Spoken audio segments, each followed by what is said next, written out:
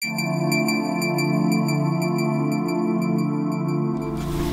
day, my name is Mark Mellor. I'm an attorney here in Riverside, California. I've got a number of clients facing bankruptcy issues in Menifee, so I thought it helpful to do a video for those folks out in Menifee that are questioning whether to file bankruptcy, and if so, whether to file Chapter 7 or Chapter 13.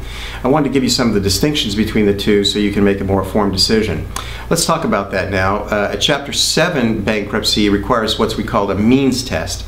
A mean test, it looks at your median income or your income yearly and compares that to the California median income, which is statutorily provided for.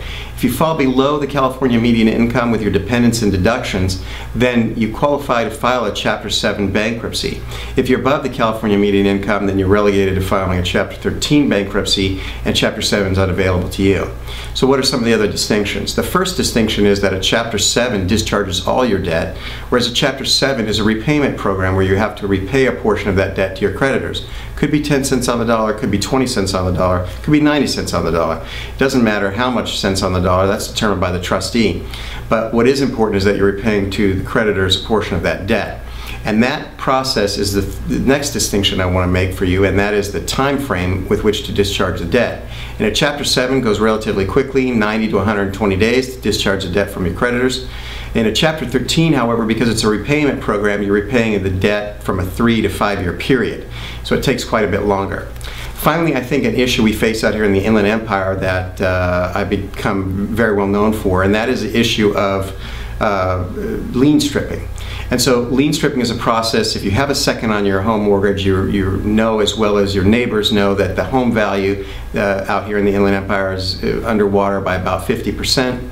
The home value has gone down by 50%, and so you're underwater with respect to your mortgage. You can qualify to lien strip the process, which is a means by which you remove the second from the home after the discharge in your bankruptcy. And to do that, though, you have to file a Chapter 13 bankruptcy, a repayment program. Lien stripping is unavailable to you in a Chapter 7 bankruptcy. So if you're facing those issues, you want to retain your home, but introduce an equity injection into your home after the filing of bankruptcy, you can do that with a Chapter 13 filing, not a Chapter 7. If you have some particular issues that you're concerned about, some property to save, or some other things that you want to ask questions about, feel free to give my office a call. Speak to myself or my partner, Alan Sanders. We'd be happy to speak with you to address your particular issues.